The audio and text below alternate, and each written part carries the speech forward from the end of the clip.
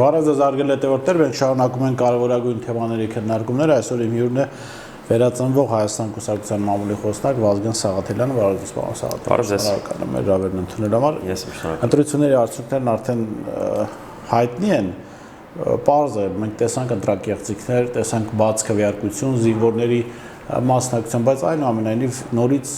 արդյունքները շատերիս համար անակնկալ են, որտեղ ստացվում է, որ հիմա ստիպելով է, թե կաշառելով է, տարբեր ճանապարհներով 53%-ը համաձայն է ստեղծված իրողությանը։ Սա ինչ հնարավորություններ փակեց Հայաստանի առաջ եւ ինչ Հայաստան ոչ թե դաշինքի, այլ պետության ընդհանրապես։ Եվ ինչ հնարավորություններ բացեց հետագա պայքարի համար։ Տեսեք, այո, շատ ճիշտ եք ասում, բոլորիս համար մեծ անակնկալ էր, վստահ եմ նույնքան անակնկալ էր նաև իրենց թիմի համար, որովհետև այո, իհարկե մենք գիտակցում էինք, որ այդ 13 օրը ընտրարշավի եւ դրան նախորդող կարճ ժամանակահատվածը, երբ մենք աշխատում էինք շատ ակտիվ հասարակության հետ, որպեսզի այդ բոլոր միֆերը, կեղծ տեղեկությունները, որոնք տարիներ շարունակ տեղադրվել են մարդկանց գիտակցության մեջ, ինչ որ ձև դրա դեմ պայքարենք, բայց ստացվում է, որ բավարար չէր այդ աշխատանքը, թե ժամանակի տեսակետից, թե գուցե գործիքակազմի ու նաև ինտենսիվության։ Ստացվեց, որ ես վստահ եմ, գիտեք, մի բան եմ, իմ կարծիքն եմ ասում, որ իրենք իրականում կոնկրետ ուժը, հա, քաղաքացիական պայմանագիրը չունի այդ աջակցությունը։ Ես վստահ եմ, իրանք էլ են դա հասկանում։ Եկեք պարզ, հա, տրամաբանենք, չի կարող ուժ, որ ունի 50% լեգիտիմություն, ընտրություններից 3 օր առաջ չկարողանա վարչական ռեսուրսի խայտառակ կիրառմամբ լցնել հրապարակ գոնե, չգիտեմ, մի 50,000 հոգանոց, հա, այդ խայտառակ, այդ ոստիկաններով լցրած դասատուներով, աշխատակիցներով, բոլոր պետապարատը իրենք մենք տեսանք, 15-20,000 հոգի այդ իրենց թվերով 20, այսինքն ակնհայտ է, որ ստեղ այլ գործոն է աշխատել, հենց իմ ասած այդ կեղծ տեղեկությունների, այդ կարծրացած միֆերի, այդ ողջ գործոնը, որը բերեց նրան, որ մարդիկ ուղակի քվեարկեցին ի օգուտ ԿՊ-ի, դրանով իսկ քվեարկելով մնացած ուժերին դեմ, այդ թվում եւ մեր դաշինքին։ Ես ինքս անկեղծ ասած միշտ երբ լսում եի այդ կեղծ տեղեկությունների, միֆերի կարծրացման մասին, լավ չի պատկերացնում դա ինչպես է, որովհետեւ այո, որոշ բաներ մենք գիտենք Երևանում էլ, որ շատերն են ասում, բայց դա անընդհատ հերկվում է եւ մի մասը վստահաբար արդեն հերկվել է եւ չի հանդիսանում գործոն, ինչը եւ ցույց է տալիս այն 21%-ը, որ մենք կարողացանք ստանալ, հա, որտեղ դուք գիտեք, որ, չգիտեմ, 1 տարի կամ 2 տարի առաջ նույնքան անակնկալ կլիներ մարդկանց համար լսելը, որ Քոչարյանի գլխավորած քաղաքական ուժը կարող է ստանալ 21% քվե։ Ընդդեմ Երևանում 27%։ Այո, Երևանում հատկապես շատ։ Տեսեք, ես շրջում էի մարզերում քարոզարշավի ժամանակ նախագահ Քոչարյանի եւ մեր մյուս առաջնորդների, մեր թիմի հետ այնպիսի անհեթեթ իրականության հետ աղերս չունեցող, երբեմն նույնիսկ իրականության հակառակ պատկերը ներկայացնող պատմություններ էինք մենք լսում հարց ու պատասխանի ժամանակ, որ նույնիսկ հարցը լսելուց մի րոպե ինչ որ տենց նախագահի մոտ գիտեք, տենց ինչ որ տարակուսանք էր, թե որտեղից է առաջացել այդ միֆը, եւ հետո շատ հանգիստ դա հերկվում էր եւ գտնվում էին մարդիկ, ովքեր այդ ժամանակ այդ գործընթացներին մասնակից են եղել։ Մեկ օրինակ կարող եմ բերել, որը տենց ամենալավն է մոտս տպավորվել, ուրեմն մենք գավառում էինք եւ այդ ներածական խոսքից հետո մեր ձևաչափով հարց ու պատասխան էր տեղի ունենում եւ մի կին հարց տվեց, ասեց, որ կա այսպիսի խոսակցություն քաղաքում, որ կաբելի գործարանը այդ Քոչարյանի կառավարման ժամանակ հենց Քոչարյանն է փակել։ Եվ հարցրեց, թե արդյոք այդ տեղեկությունը համապատասխանում է իրականությանը, այնքան աբսուրդ էր դա լսելը, բայց մենք հետո իմացանք, որ դա բոլորի համար գավառում, շատ-շատերի համար, վստահ եմ հիմա մեզ եթե դիտում են մարդիկ, ովքեր կապ ունեն, հա, գավառի հետ, իրանց համար սա ինչ որ տենց տեղեկություն է, որը փաստի նման գրեթե արձանագրում են եւ տարածում են, հա։ Պարզվեց հետեւյալը, որ այդ կոմբինատը, գործարանը ուներ ինքնարժեքի խնդիր, այսինքն ինչ որ պահից սկսած այն ինքնարժեքը, որով գեներացվում էր այդ պրոդուկտը, մրցունակ չէր այլևս։ Եվ մեծ խնդիր էր կանգնել Քոչարյանը այդ ընթացքում եղել է գավառում, բայց ոչ այդ հարցով, հա, փորձել է խնդիրը ինքն էլ է հասկացել խնդիրը, ինչ որ խորհուրդներ է տվել, ասել է որ դե բարդ է, եթե քո մոտ ինքնարժեքը այնքան բարձր է, որ մրցունակ չես, շատ բարդ կլինի դա աշխատացնել, հա, ինչ որ գուցե ինչ որ շատ մանրամասն չգիտեմ, ինչ որ ուղղորդումներ է տվել, որ ինչ կարելի անել, ինչ գուցե ինչ որ տես խորհրդատվության տեսքով, հետո գնացել է։ Որոշ ժամանակ հետո այդ մարդիկ այնուամենայնիվ չեն կարողացել այդ հարցը լուծել, ինքնարժեքը շարունակել է մնալ բարձր, գործարանը փակվել է։ Եվ ինչ որ տեղից, այսինքն ասեկոսեի մակարդակով եկել է խոսակցություն, Քոչարյանը եկավ գավառ, զավոդը փակեց։ Այդ զավոդի աշխատակիցներ, քաղաքապետը այդ ժամանակվա հենց նույն լսարանում բարձրացան ասին ժողովուրդ ջան, Քոչարյանը ստեղծել է մենակ աշխատատեղեր։ Մենք ստատիստիկայով ենք տեսնում, թե որքան աշխատատեղ է ստեղծվել իր կառավարման ժամանակ։ Իմաստը ո՞րն է այդ մարդը գա ինչ որ զավոդ փագի։ Բայց դուք գիտեք, որ ցավոք մեր հասարակության զգալի զանգված քրիտիկական անալիտիկայի չի ենթարկվում։ Ինձ դա է ամենաշատը հետաքրքիր, որս ձեր դաշինքի առաջնորդների ասուլիսի ժամանակ էլ մի լրագրող հարց տվեց։ Խոսքը նրա մասին է, որ այս իշխանությունները տապալել են կառավարումը, աղետ են բերել, բայց այնուամենայնիվ համեմատության մեջ դնելով հասարակության 53%-ը առնվազն ընտրեց այս իշխանությունը։ Ակնհայտ է նաև եթե ռեալ փաստեր մենք դնենք, ապա համեմատելու բան էլ չկա Քոչարյանի իշխանության եւ Նիկոլ Փաշինյանի իշխանության միջև, այսպես սարեր եւ ձորերի տարբերություն են, առավելությունը ձեր դաշինքի առաջնորդի կողմը։ Բայց ոնց է ստացվել, որ հանրության մեծ մասը, առավելապես մարզային գյուղական համայնքներում հավատում է չեղած պատմությունների։ Երբ որ իր աչքի առաջ կա եղած, ասենք, չգիտեմ ոնց կարող մարդը հավատալ, որ չգիտեմ Քոչարյանի իշխանության ժամանակ ինչ որ մարդիկ են սպանվել, այդ մարդկանց մասին ոչ իմանալով, ոչ տեսնելով, իր համար անծանոթ մարդիկ իբրև թե կապվում են Քոչարյանի իշխանության հետ, կառավարման վատ կառավարման հետ, բայց օրինակ իրենց գյուղում բերել են 10 զինվորի մարմին, վերջին պատերազմից ինքը սա չի տեսնում, բայց այն միֆական խոսակցություններին հավատում է։ Տեսեք, Բորիս ջան, մենք շատ հստակ նույնպես պետք է հղում անեմ մեր մարզերով այդ այցերի վրա, մենք շատ հստակ նկատում էինք տարբերությունը հասարակության օբյեկտիվ քրիտիկական ընկալման ունակությունների այնտեղ, որտեղ կան ալտերնատիվ ինֆորմացիոն աղբյուրներ եւ որտեղ դրանք չկան։ Հիմա տեսեք, եթե ինչ-որ մի գյուղում մարդիկ դիտում են միայն հանրային առաջին հեռուստալիք, իրենք անընդհատ ինչ-որ տեղեկատվական աղբ են ստանում YouTube-յան այդ հայտնի ալիքների, fake edge-երի, Facebook-յան եւ նույն պաշտոնյաների կողմից, հա, մենք գիտենք, որ դա փաստ է։ Տեսեք, մարդիկ փաստացի ասում են մի բան, հերքում են մի բան, հաջորդ օրը հերկվում է իրանց հերկումը, այն մյուս օրը հերկվում է այդ երկրորդ հերկումը ու վերջը ստացվում է մի այդ լրիվ այլ պատմություն։ Հիմա մարդ այդ գյուղում նստած միացնում է նայում հանրայինի լուրերը, մտնում է ինտերնետ, նայում այդ YouTube-յան այդ Perfect TV-ները, հա, որ տորնադո բանում միջազգային քաղաքականության մեջ Փաշինյանը ծնկի է բերել Էրդողանին եւ ու ինքը հասկանում եք այդ մարդիկ ովքեր ինֆորմացիոն այս դարի մարդիկ չեն, հա, իրանք այնց ավելի շատ սովետի մարդիկ են, առհասարակ իրենց գործառույթները քիչ են վերաբերում տեղեկությանը, տեղեկատվության այդ աշխատանքին, իրենք հալած յուղի պես դա ընդունում են, հա, ու իրանք հետո դուրս են գալիս, շփվում են այն մարդկանց հետ, ովքեր նույնպես այդ տեղեկությունն են ստացել են։ Հա, ու սաղ ստեղծվում է մի հատ այտենց ինչ որ միկրո այտենց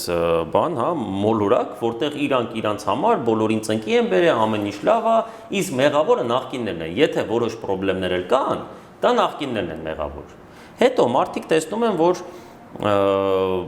նախկինների այդ նախկիններ ասածը նախ սկսեն իրենց, որ ամենամեծ մանիպուլյացիան էր սա եւ կեղծիքը, որը Նիկոլը դեռ չգիտեմ 15 տարի առաջ սկսեց անել ու մինչև հիմա բերեց, դա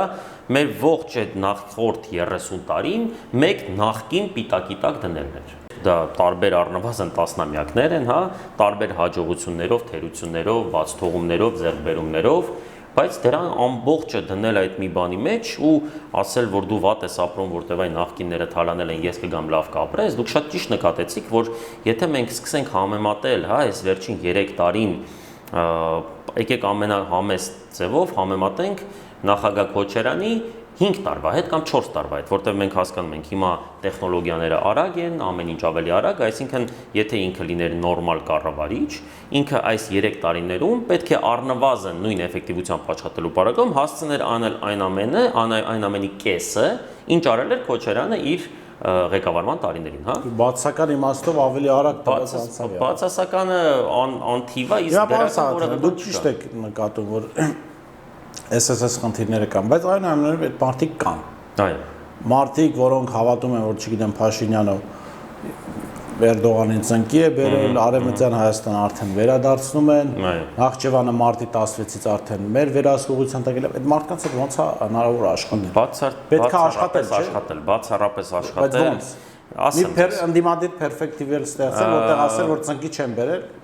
Գիտեք, ես այնքան կողմ չեմ ալտերնատիվ տեղեկատվական աղբ գեներացնելու, որովհետև մենք կարճաժամկետ ենք այդ խնդիրը լուծելու։ Այսինքն, եթե մենք մարդկանց սկսենք հիմա էլ կերակրել դրա հակառակ աղբը, օրինակ, որ չգիտեմ, Նիկոլը չոքել է Ալիևի առջև եւ խնդրել է ես իմ ինչ, հա, դա հնարավոր է անել, իհարկե, հա։ Բայց դա իրականություն է, պարոն։ Դե իրականություն է, այո, բայց ուզում եմ ասել, այդ բառամթերքով, այդ ինտոնացիոն, այդ կորեական, գիտեք, այդ սերիալային ինչ որ ու մի հատ էլ տենց լացող նկար ու ես լավ չեմ պատկերացնում, որ դա լավ լուծում է, որովհետև ստացվում է մենք էլ ոնց որ շարունակում ենք այդ աղբի գեներացման process-ի ինչ որ մաս դառնալ, բայց ինձ թվում է, որ պետք է հասարակության հետ աշխատել բոլոր հնարավոր արտադրությունները։ Տեսեք, դուք ասում եք կարճ, բայց երկարաժամկետ կարող միայն իշխանությունը աշխատի։ Կրթությունը իր ձեռքն է, հանրային այդ տեղեկատվական հարթակները իրենց ձեռքում են, դուք որպես ընդդիմություն չեք կարող երկարաժամկետ ինչ-որ պլան մշակել եւ իրագործել, լավ կարող եք մշակել, բայց ոնց եք իրագործելու։ Ի վերջո, ասենք, տեսեք, դուք կարող եք որևէ տեղեկատվության fake ինֆորմացիայի դեմ պայքարել, բարձ օրինակ բերեմ հիմա հանրային խորհրդի նախագահ, իհարկե կներեք հայոյանքի համար Ստեփան Սաֆարյանը, ընտրություններից առաջ գրել էր, որ ձեր դաշինքի անդամները տոմսեր էր դրել, որ հաղթնելու են Հայաստանից։ Հետո ջնջեց, ճիշտ է։ Դե հիմա դրանից հետո ուրիշ fake ինֆորմացիա դրեց։ Իրեն թայը չջնջեց, որը բարձրաստիճան պաշտոնյա է, եկեք։ Տեսեք, սա հանրային խորհրդի նախագահ, մյուսը Նիկոլ Փաշինյանը աշխատակազմի ղեկավարի տեղակալն է։ Այո։ Այս մակարդակով սուտ են դնում, որևէ արձագանք չկա։ Եվ երկրորդը օրինակ հրապարակ օրաթերթում հայտնում է մի հարցազրույց, որտեղ մարդիկ տեսակետն է հայտնում։ Վրաստանում գրանցված ինչ-որ կազմակերպություն լիցենզիա ստացել ճիշտ եւ սխալ որոշելու եւ դա fake news է ճանաչում հրապարակին է, այն դեպքում որ հատկապես ընտրության օրը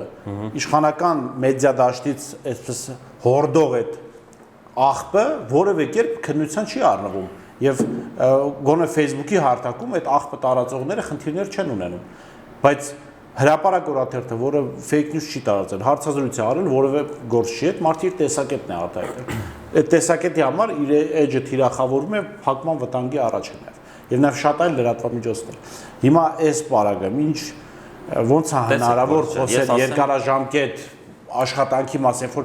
դուք կարող եք աշխատել եւ արդարացիորեն աշխատում եք, ես կարող եմ անկեղծորեն գնահատել են 12 օրը քարոզարշավ, որ ձեր կողմից չեղավ հայախոսություն, չեղավ, չգիտեմ, ինչ որ Փաշինյանի մակարդակի քարոզչություն, փառք Աստծո, բայց մյուս կողմը չէր դադարում այդ քարոզչությունը։ Տեսեք, ես ասեմ ոնց եմ ինքս պատկերացնում, հա դա։ Ուրեմն դուք վստահ եմ տեսաք այդ խոսակցությունները, երբ նույն ասուրիսի ժամանակ մեր առաջնորդների ընտրություններից հետո մանդատի հարցներ երբ քննարկվում, այսինքն հարցեր տրվում, թե վերցնելու եք, չեք վերցնելու, հիմնական փաստարկը իօգուտ նրան որ վերցնել, նույն նախագահ Քոչարյանը բերեց այն, որ մեզ անհրաժեշտ է բոլոր հարթակներից, բոլոր հնարավոր հարթակներով դիմել հասարակությանը։ Ես իրականում վատատես չեմ, որովհետև կրկին այդ 21%-ը որը գեներացվեց փաստացի ամիսների ընթացքում, եթե չասել 1-2 ամսվա ընթացքում։ Այսինքն 1-2 ամսվա ընթացքում ամեն դեպքում զգալի զանգված հասարակության, որը իմ խորին համոզմամբ ավելի մեծ է, քան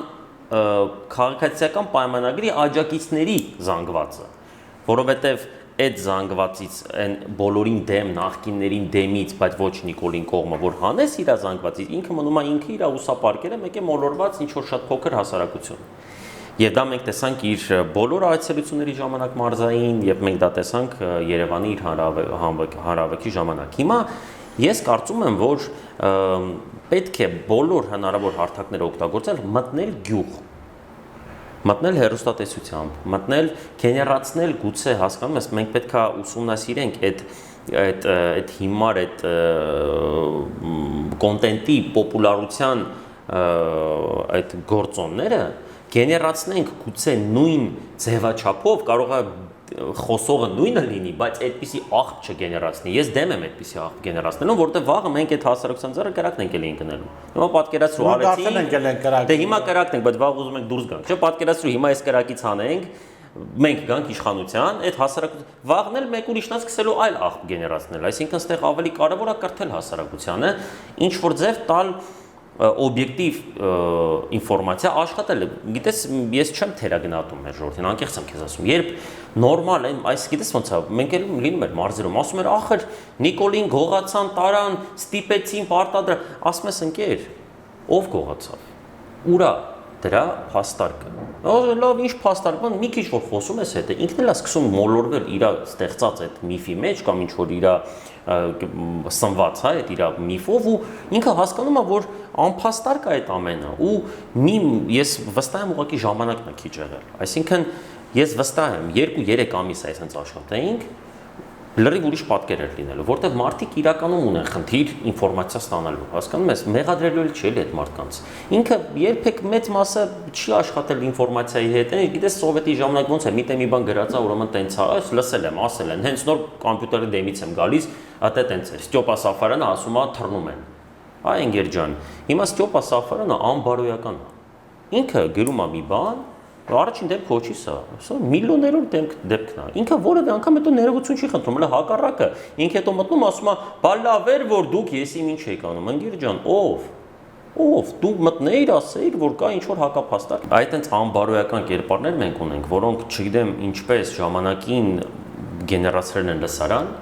ու հիմա այդ լսարանին կերակրում են ինչ ուզում են, բայց ախր մարդիկ գնալով պակասում են, ովքեր հավատում են դրան։ Ես համաձայն եմ քեզ հետ, մենք չենք կարող դիտարկել ինչ-որ շատ երկարաժամկետ ստրատեգիա, որտեղ դրա ժամանակը չունենք ու մենք գոյատևման խնդիր ունենք, պետականության խնդիր ունենք։ Մենք չենք կարող մտածել, որ լավ, թող մի 5-10 տարի մնա այս Նիկոլը, հետո մարդիկ կկրթվեն, կհասկանան, մենք այդ ժամանակ։ Բայց այդ մարդկաս կրթողը Նիկոլն է, այս բանը։ Դե կրթողը ինքն է, տեղեկություն տվողն էլ ինչ որ չափով մենք ենք ու նաև ողջ այն հասարակական այդ Նիկոլի սիրած բառը ասեմ էլիտան, հա, որը պետքա ինչ որ ձև ուղղորդի, հա, այսօր ինչ է կատարվում։ Այսօր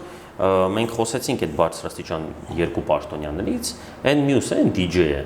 Ինչ է հիմա դա աշխատում, ես չգիտեմ նույնիսկ։ Միջև այդ Դե հիմա չի աշխատում։ Դե հիմա երևի նվագում է։ Ամեն դեպքում այն ժամանակ աշխատում էր ու բավականին բարձր պաշտոնի, ինքը իրեն թույլ է տալիս ուրախ գրել, որ ժողովուրդը ծնկի բերեց ինտելեկտուալներին։ Այսինքն իրանք էլ են հասկանում, որ իրանց հետևորդները մոլորված մարդիկ են, որոնք ուղղակի ի վիճակի չեն տեղեկությունը ֆիլտրել, ու ինքը հպարտ է, որ այն մարդիկ, ովքեր մտածել գիտեն, պարտվել են այսօր մարդկանց, ովքեր կամ չեն ուզում մտածել կամ ֆիզիկապես չունեն դրա հնարավորությունը, ցավոք, որպեսզի կատարեն ճիշտ ընտրություն։ Հիմա դառնանք նորից ընտրությունների արդյունքներին, խոսքը Սյունիքի մասին է, ձեր թիմը մասնավորապես վերածնվող Հայաստան Սյունիքում բավական ուժեղ է եւ հետաքրքիր պատկեր ստացվեց, ընդ որում շատերը արձանագրեցին, որ դա պարտություն էր Սյունիքում, բայց հետաքրքիր մի նյուանս հաշվի չեն առնում։ Սյունիքում, եթե չեմ սխալվում, տարբեր հաշվարկներով 15000-ից մի փոքր ավել զորք կա, տարբեր զորամասերի տեսքով, Արցախից եկող զինվորների տեսքով, եւ եթե մենք տեսանք, որ զինվորները բաց քվեարկություն են անում, պատրաստ ուղղորդված մեջ դրված ուղղորդված քվեարկություն, եւ եթե 15-16 հազարը հանում ենք, ապա ստացվում է, որ Սյունիքում իրականում սյունեցիների շրջանում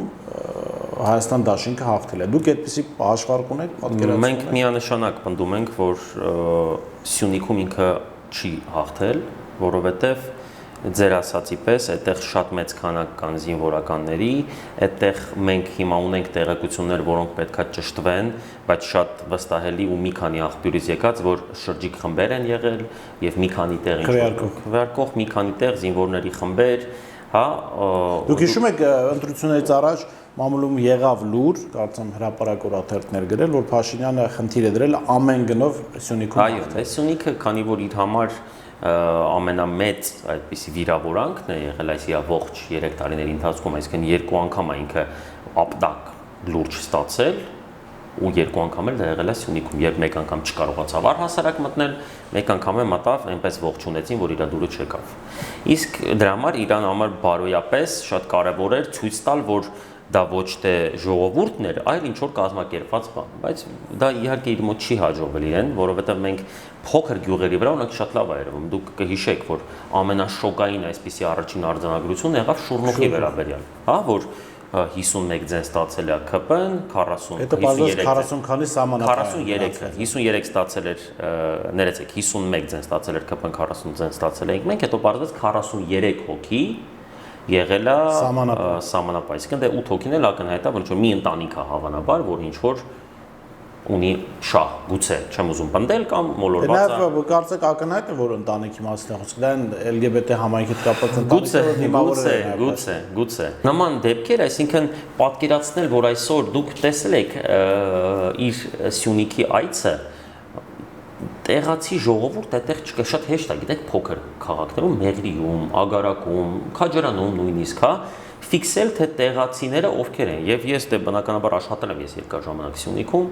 ես խոսում էի մարդկանց հետ, իրենք ակնհայտ ֆիքսել էին, որ այդտեղ տեղացի տասնյակ մարդիկ են, այսինքն այդ 1500-2000 հոգուց, ու մենք Ավտոշարասյան վիդեոն ունենք, հա, երբ 270 մեքենա Փաշինյանը բանավեճի օրը ասաց, որ 1000 մեքենա են գնացել։ Դե 270 մեքենա մի վիդեո մեր 100 քանի մյուս, այսինքն 400-ից ավել մեքենա էր։ Հիմա տեսեք, փաստորեն ոնց է ստացվում, որ լեգիտիմություն ունեցող ուժը որևէ քաղաքում, բացի այդ իր բերած մարդկանցից, որևէ մեկը դուրս չի գալիս, այսինքն 10-20 հոգի է դուրս գալի իր այդ քայլերով։ Գուցե վախենում են ձեզանից։ Չէ, գիտեք, այդ էլ է իր ստեղծած միֆը։ Վախի մթնոլորտ, բան, ժողովուրդ, շատ հեշտ է դա բարձել։ Նույնիսկ մեդիայի մակարդակով ու մենք դա անելու ենք։ Գիտեք, թող գնան մի հատ Մեղրի, հա, թող գնան Գորիս, թող գնան Կապան։ Մարդկանց հետ շփվեն, մեծ հարցում անեն, դենան ով է վախենում, ոնց կա, այսինքն ոնց եք պատկերացնում, այսինքն այդ կարգի ապիկար ու թույլ իշխանությունը, հա, որ իշխանությունից չեն վախենում, ընդդիմությունից վախենում են ու ինչ որ գիտեք, էսի մի հատ ֆանտաստիկ ինչ որ միֆ է, որ ինչ որ տենց մարդիկ ուղղակի այդտեղ ռեալ են տեսնում իրավիճակը։ Ես իհարկե չեմ ասում, որ իրան չեն քվեարկել, այո, որոշ Չէ, քվեարկել են, բայց ակնհայտ է որ չեն հաղթել, եթե ձայների համեմատությամբ դնենք ձեր ձայները սյունեցիների շրջանում, ոչ թե զինվորական, փոքր ավելի ավելի, որովհետև ես շատ եմ լինում աշխատանքի բերումով Սյունիքում եւ այդտեղ արդեն չես կարող էլի մարդկանց խափես, ասես սա լավ է։ Իրանք տեսնում են, որ լավ չի։ Իրանք հասկանում են, որ վաղը այդ Միջանցքի հարցն է, այսօր արդեն գյուղի կեսն է, այսօր թուրքերը եկել հասել են, մտել են մեր մոտ, իդեպ մի հատ էլ անբարոյական ապատեղեկատվություն, որ տարածում էին իրանց կայքերով, կհիշեք երևի, որ հոգնել են այդ խեղճ-ադրբեջանցիները, բայց իրանց հրահանգված է միջև ընտրություններ մնալ, որ այդ լարված իրավիճակը այնցի չեն գնում։ Երեք էին նայում, եթե չեմ սխալվում, արդեն էլի պաշտոնյաները ասում են, չէ, միջև հիմա ստեղ են։ Այսինքն իրանց համար չկա բարոյական շեմ։ Իրանք ստում են մեկ քայլանի ստերով։ Դուք կհիշեք, այդ օրվանից սկսած են որ մոլորվել են։ Այստեղ շատ հետաքրքիր է հիշել դեսպան Միքայել Մինասյանի հոդվածը երկիր հայկական ժամանակի, որ մտածում են մի օրվա գործողություն։ Այո, մեկ օր, երկու օր չեն դուք ինքս անկեղծ եմ ձեզ ասում, մեկ-մեկ այդ իրանց ստերի ես էլ եմ հավատում։ Ես որ մարդը ով մեջն է, հա, եթե չունեմ հստակ տեղեկություն, որտեվ ասում եմ լավ, այսքան դեբիլ չեն կարա լինեն, հա։ Դուք 8 հոգով մի բան եք այսօր պնդում, դուք կհիշեք, երբ մեր կուսակցության նախագահ Վահեն Հակոբյան առաջինը հայտարարեց, որ Սև լիճը կիսում են երկու մասի եւ 4-ական դիրքեր են դնելու, 8 падգամավոր գից ուսապարկ միաժամանակ նույն բառամթերքով հերքեցին, ուրեմն մեղադրեցին բանակցությունները վիժեցնելու մեջ, այդ բառն էլ կհիշեք, որ բոլորի մոտ առարկա էր, հա, հետո այդ դդում կոչված այդ խորհրդականը ինքը մի հատ հերքեց, հետո Գարդասիլի Արսենը, մի խոսքով այս ամբողջով եկան սկսեցին հերքել այս տեղեկությունը, հա։ Սովորական մարդիկ ինձ զանգում էին, ասում էին, լավ, եղբայր, եթե դուք վստահ եք, որ տենց է, որտեվ եթե դուք վստահ եք, իրանք էլ գիտեն, որ տենց է, եթե ունեն այդ տեղեկությունը, ոնց են 10 հոգով երթում ուտում գրեթե, հա, որ չկա տենց բան։ Ինչ են ասելու սրանք վաղը։ Անցնում է 4-5 օր, հայտնվում է պաշտոնական տեղեկություն, որ այո, Սև լիճը կիսվել է երկու մասի, 4-ական դիրքեր ունենք, այո, 1000-ից ավել արդեն զինվոր է գտնվում մեր սահմանին ու իրանք չեն պատրաստվում գնալ։ Ու այս մարդկանց Պարոն Սաղաթել, մի բան է ապրում, էլի նաև դուք Սյունիքում կապեր ունեք։ Հիշում եք առաջի օրերին, երբ որ այդ զորքը ներխուժեց հայկական սահման, Պաշտպանության նախարարությունը հաղորդագրություն տարածեց, որ իրենք վերահսկում են այդ զորքին, նաև մատակարարման ճանապարհներ, ըստ էության արձանագրելով, որ առանց Պաշտպանության նախարարության թույլտվության մատակարարում չի կարող լինել։ Այդ զորքը մեկ ամսից ավել է այնտեղ է։ Ոնց է ստացվել։ Դե ստացվում է, որ կամ իրանք հերթական անգամ ստում էին եւ որևէ ազդեցություն այդ process-ների վրա չունեին, կամ ստացվում է, որ ինչ որ բանավոր կամ գրավոր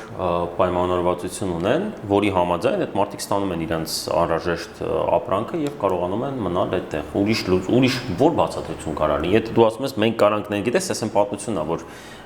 նույն Նիկոլ ասում էր, SNPC տեղեկություններ կարող եմ տարածել, որ տորնադո կսկսվի Ադրբեջանի ներքաղաքական իրավիճակում, անկեր քիչ արեցիր։ Դա հարտադրության եթերել չգնաց։ Պատերազմից մի օր առաջ։ Հիմա գիտես, այդ պրիմիտիվ, որտեղ իրենք պրիմիտիվ կենթանիներ են, սրանց մեծամասնությունը։ Դեգեներատներ։ Իրանք չեն մտածում, վաղը կարում են անեն, հասկանում ես, վաղը։ Դրանք պարոն Սաղաթելյան, մի վիրավորեք դեգեներատներին, սրանով Դե փորձենք չվիրավորել։ Ես ամեն դեպքում ուզում եմ մեկ անգամ էլ ֆիքսենք, որ լրիվ անկեղծ եմ ասում, ես շատ լավատես եմ։ Մենք մեծ աշխատանք ունենք կատարելու։ Ես վստահ եմ, որ սրանք այնքան ապիկար են, որ այստեղ խոսք չգնում երկար ինչ որ իրանց իշխանության մասին։ Սրանք ոնց չեն մտածում վաղը ոնց են հերքելու, նույնպես չեն մտածում վաղը ինչ են անելու այդ իշխանության հետ։ Հələ վերցրեցիր։ Դու էլ գիտես, որ դու այնքան հիմար ես, որ դու որևէ բան չես կարող անես։ Դու իսկի նորմալ վիճակում չես կարող երկիրը կառավարես, որ ունես ճգնաժամի ժամանակ։ Ու սա բերելու է նրան, ես ուղղակի միակ մտավախությունս, որ երկրի համար ինչ որ անդառնալի իրավիճակ չհայտնվի։ Եթե մենք կարողանանք ավելի շուտ, քան այդ անդառնալի իրավիճակն է, սրանց ճանապարհենք, մեզ մոտ ամեն ինչ լավ կլինի։ Շնորհակալ եմ։ Ես եմ շնորհակալ։ Ես հիշեցնեմ, որ զրուցում էի վերածնվող Հայաստան կուսակցության մամուլի խոսնակ Վազգեն Սաղաթելյանի հետ։ Ցտեսություն կհանդիպենք։